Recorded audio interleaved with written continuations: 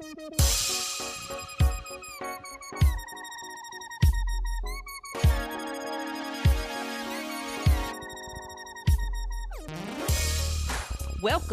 to the Cash Flow Couple Podcast. I am your hostess with the mostest, Wendy Williams, along with my husband, John Williams. And together we are the Cash Flow Couple. Join us as we share our tips, tricks, secrets, successes, and failures in running our short-term rental business here in the Charlotte, North Carolina market. Whether you are just getting started or are a seasoned veteran at the short-term rental space, this podcast is for you. Let's do it.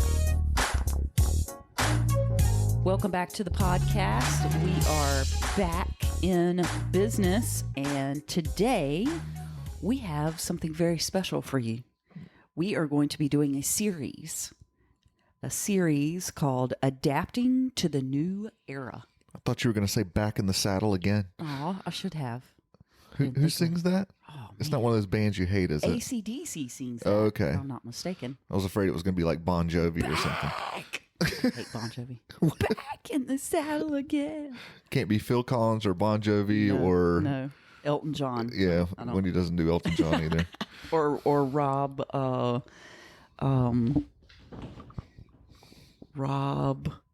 Stewart. Rod Stewart, yes. Schlobbing the knob, Rod Stewart. Oh, no. All right. Anyway, on with the show. So we're going to be doing a series, and it's called Adapting to the New Era, because whether we like it or not, we are in a new era of business. So what we're going to do is we are going to give you 3 actionable items for a number of episodes that you can implement immediately in your business to help you get through these uncertain times. Yeah, we realized we had so many. There's no way we can put this into one podcast unless it's 2 hours. So we decided to break it up a little bit. Yeah. Good idea. So the 3 things that we're going to be talking about today: number 1, cleaning protocols; number 2, aggressive length of stay discounts; and number 3, last minute booking discounts.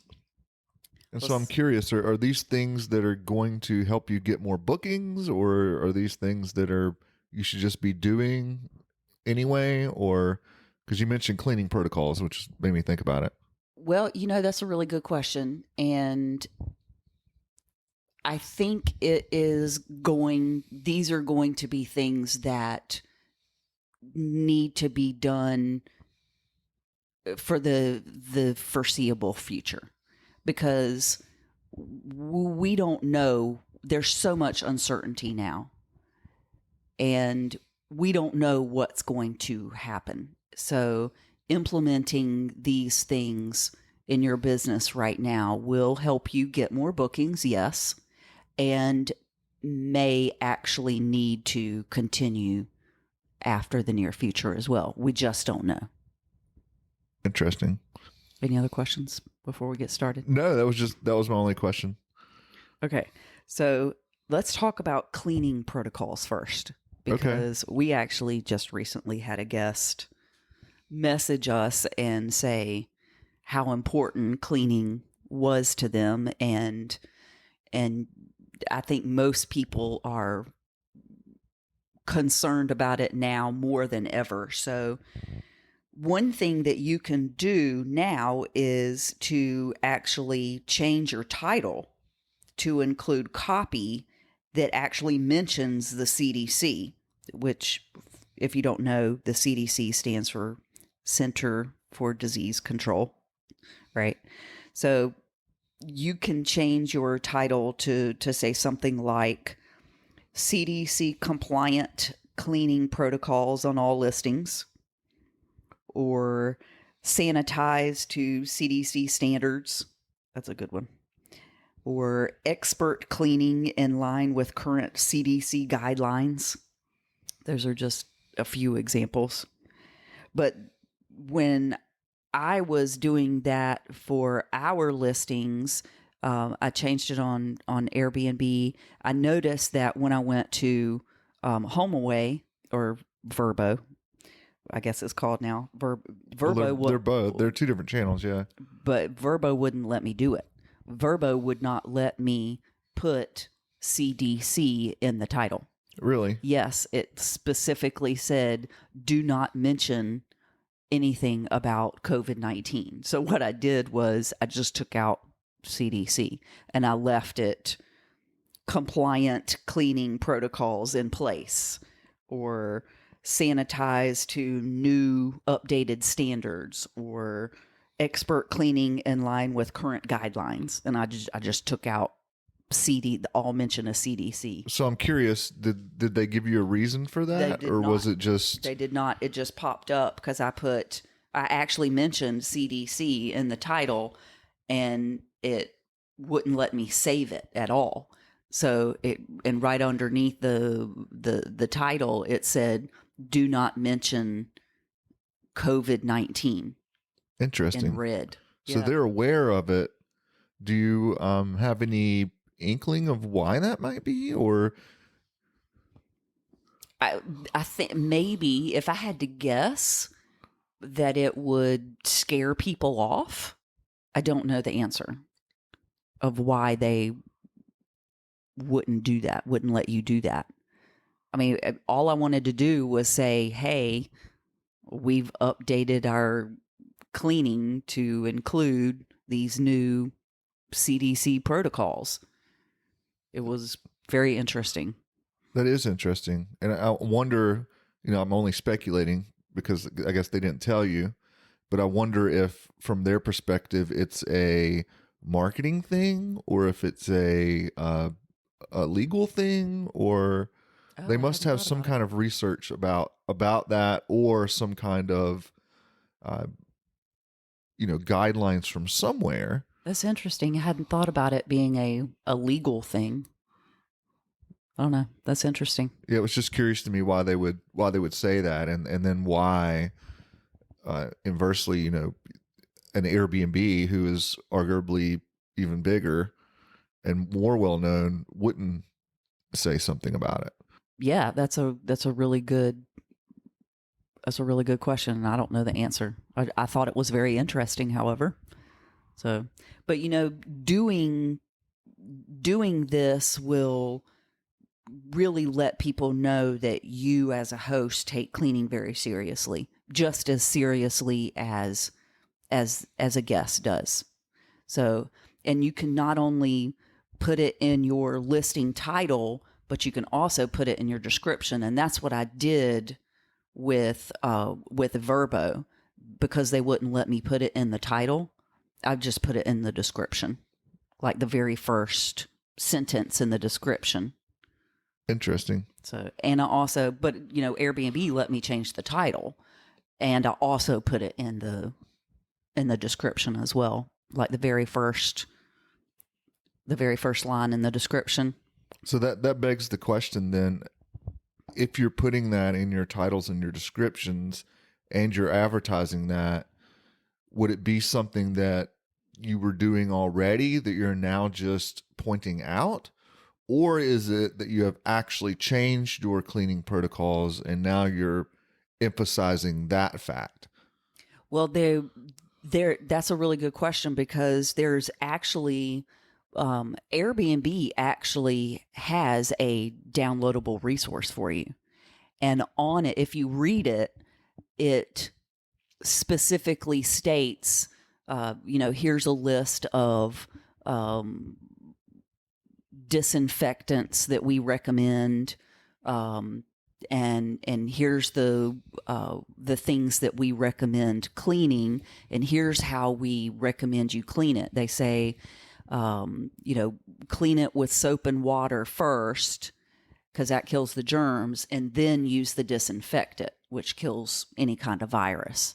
So they actually have that kind of thing. And, I don't know exactly what kind of cleaning protocol goes on in anybody's business, but having that conversation with your cleaners or cleaning company is also going to be very important, right? I mean, you can't just advertise that you are doing this and not actually do it.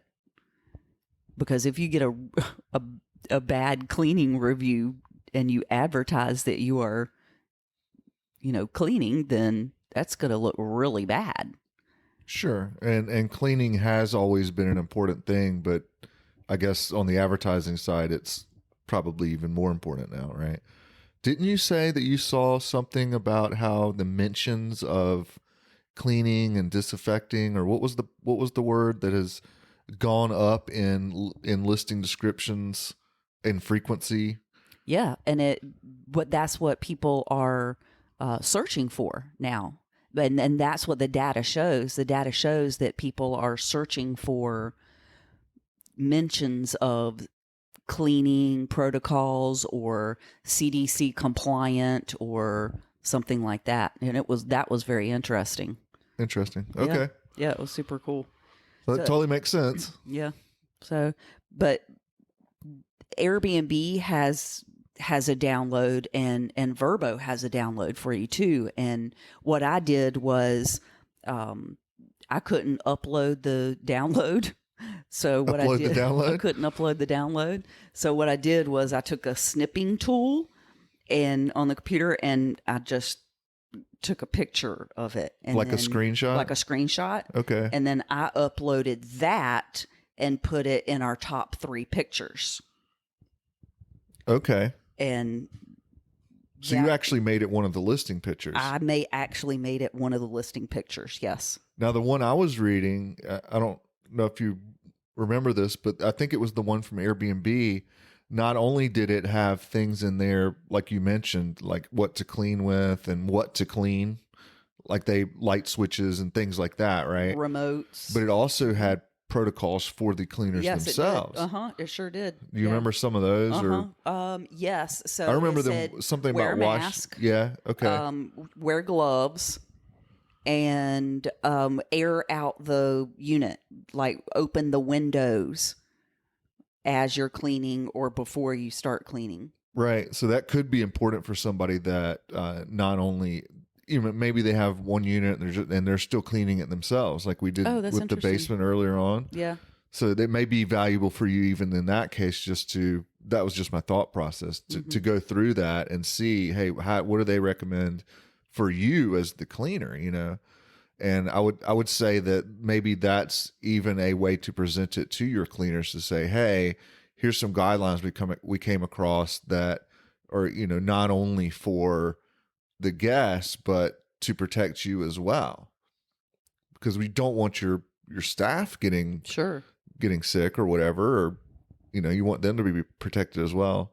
It's just something I thought of, is it was kind of a two-way thing. Yeah, that's interesting. And, that might be a good way to approach it with your cleaners, because it's going to be necessary to have this conversation. Yeah. And I was just thinking, how are you going to get them to read it? Well, that's one good way to make them very interested in it, right? Yeah, definitely. Yeah. I love that. So that is recommendation number 1. Recommendation number 2 is to also offer aggressive length of stay discounts. And, there's so much uncertainty in the market nowadays, and people don't really have control over whether they'll be able to travel or not. So the travel demand may be low, but there's still demand out there, right? I mean, we are fully booked. So there's still demand out there, but offering weekly and monthly discounts will help you be more aggressive in getting these people to stay with you over somebody else who doesn't offer those kind of discounts. So, and the research has actually shown that, in our own experience, it has shown that people are actually booking for longer. I mean, they're staying longer, and it could be for a number of reasons. Like, for example, Some people are trying to wait it out outside the larger cities. Some people are actually quarantined in a particular area and they can't go anywhere. They got to stay where they're at.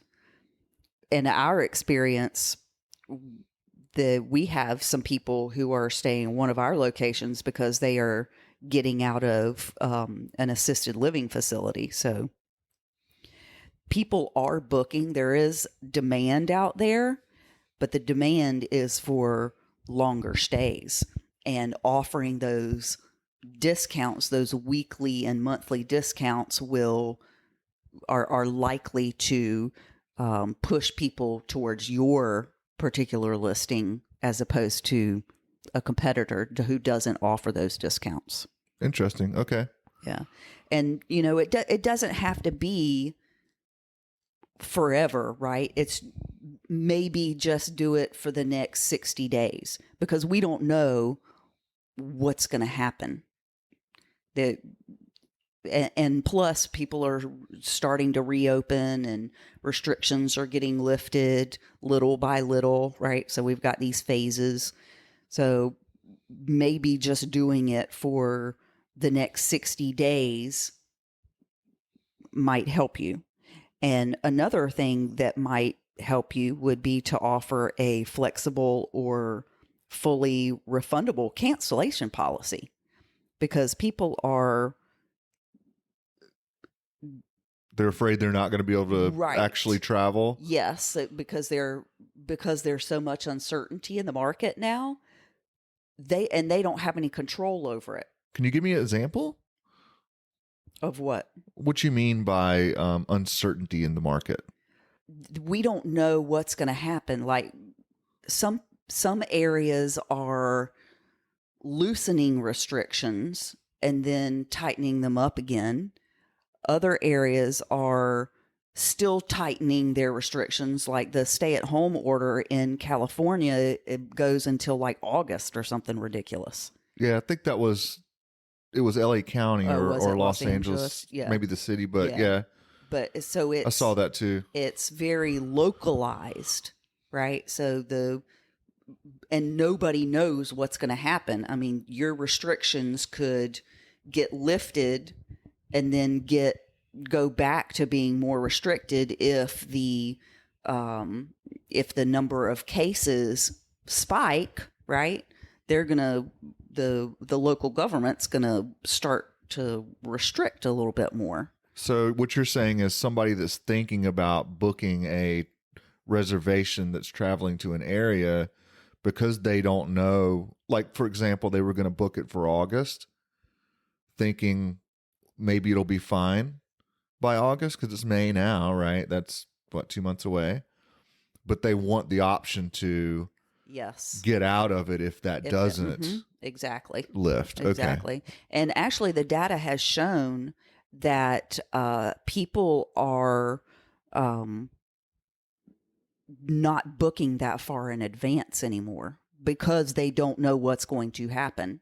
And that's what I was going to talk about next, and it leads me right into it. Well, before you go there, since you made that point, isn't that the whole reason for the flexible cancellation policy that you mentioned then? Yes. Mm-hmm. So that those people will feel more comfortable booking further out. Yeah, knowing that they can cancel and they can get all their money back or partial. Right, even though it's uncertain. Uh-huh. So what you're really saying is that people are booking closer in because they're waiting until it's certain. So if you give them that flexible cancellation policy, then you're making it easier for them to go ahead and book. Right. And then a way for them to get out of it. Of course, the inverse of that is they can get out of it, right? Yeah, well. So that creates some uncertainty on your side. So I would say that sounds to me, and correct me if you're wrong, but that sounds to me like you're making a conscious trade-off for let's go ahead and get those people in the pipeline and hope that they can come for their reservation. I mean, instead of not getting the booking at all. Exactly. I mean, but isn't that what it's all about, though? To go ahead and get them to book. Well, it hasn't always been. That was my point. Well, that's true. This is So this is part something that you're of, changing yes, because of yes, consumer uncertainty is what yes, you're really saying. yes. Yeah. Okay. That's a really good point. Yeah. But nowadays it's, go ahead and get the booking and with the hopes that they will stay. Right. And another thing I wanted to go back to, you were talking about you kind of said it, but the 60-day thing. Can you explain that a little more? Like, what did your research tell you about that?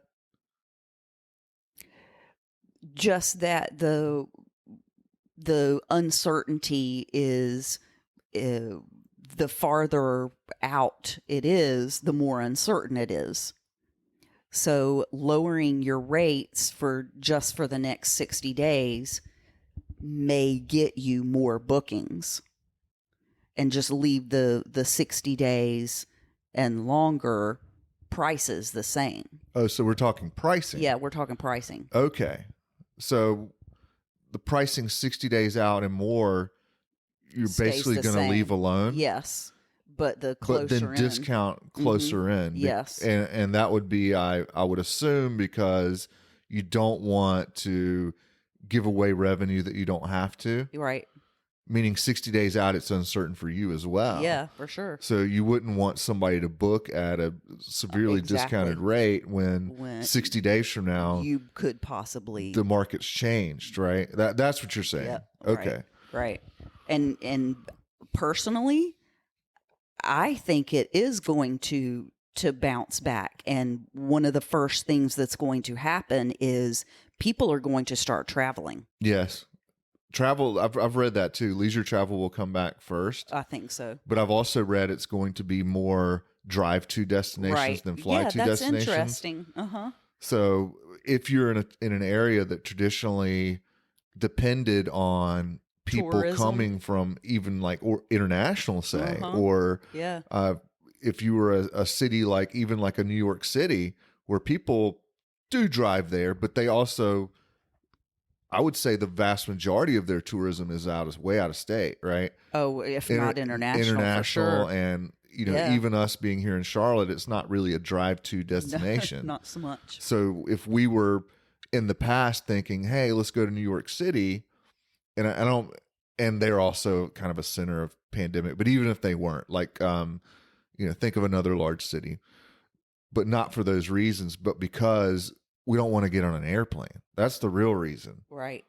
And so now we're looking at, okay, well, let's go to Washington, D.C. in our area because that's somewhere we can drive to. Or, hey, let's go check out Charleston. Or let's go, to Myrtle Beach or, places like that. So people are actually changing their travel plans as well, which I thought was interesting. Yeah, that is interesting. And maybe a little out of scope, but that's just the rabbit hole I went down on that one. Okay, let's stay on track. Okay. Another good actionable item that I learned was to loosen your length of stay restrictions for the next 60 days as well. Not just discount your rates, but how you can put in there that you have to stay the minimum night stay.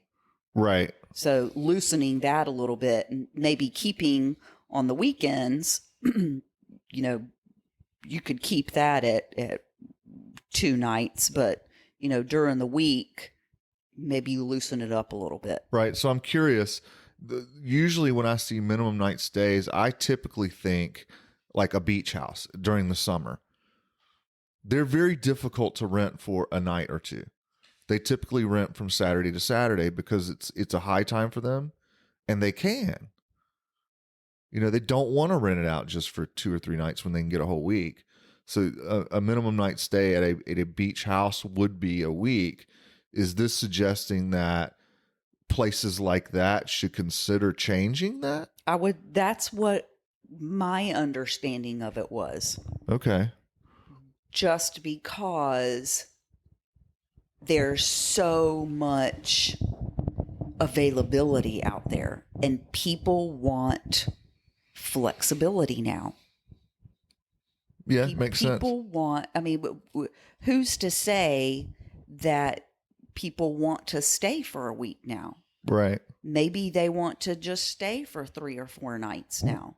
Right. I was curious about it because that's something that we wouldn't change. We've always been one night during the week, 2 nights on weekends. That's right, we have. With the exception of major holidays. Mm-hmm. So we would not allow, say a July 4th was on a Wednesday, we wouldn't allow a one-night stay. It would be a 2-night stay at least. Mm-hmm. Right. So I'm wondering if that's something that applies, and that's the reason I mentioned the beach house thing, because that's something I know is a thing, especially during the summer, and I just wondered if that was what that particular tip was more focused on. Although I do know people that do require longer stays, but it's usually out of a fear of somebody coming just to stay for a night and trashing it type thing, right? Rather than economics of it. But I was just curious where they were going with that. It was just a general across the board thing. Is that what it was? Mm-hmm. Yeah. Well, some people can't because of their local restrictions. Well, that's true too. Yeah. If you're in a place where it's 30-day minimums, well, it's 30-day minimums. Yeah. Right. You can't really change that. But another really good tip, and the third actionable item, is to offer last minute booking discounts, which... Oh, I thought that was number 3. So that was still part of number 2. That was still part of number 2. So number 3 is to offer last minute booking discounts. And I believe that this is something that you have implemented, if I'm not mistaken. Yeah, you're correct. I'm wondering, what did they say in your research? What did they consider last minute? Last minute was 14 days and closer. Okay.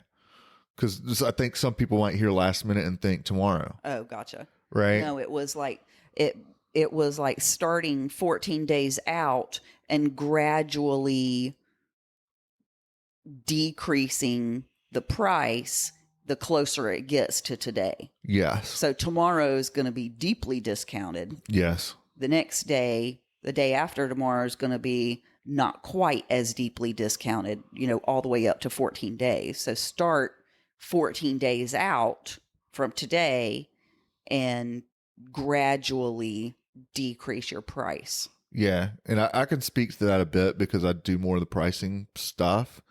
For us, it's always been that way. Because what I would say about that is use that as a guideline. In other words, don't just go plug 14 days into your software and say, okay, that's what it said to do. Because for us, traditionally, most of our bookings come within 7 to 10 days, which is well within 14. That is knowing your market right there. Yeah, and knowing your data. So you need to know how have people typically booked with you, and use that to start setting those, cutoff periods. In fact, I would say something that we have done now is actually extended that. Oh, no kidding. So it's way beyond 14. Yeah, I start discounting now 30 days out. Oh, wow. Okay. And part of that is because of the size properties we have too. It takes longer. People typically book a 3-bedroom place further out than they do a 1-bedroom studio or a studio or a 1-bedroom apartment, say. Well, that's probably because they're traveling with their family. Well, or a larger group, and that requires more planning ahead because it's schedules and all this other kind of thing where,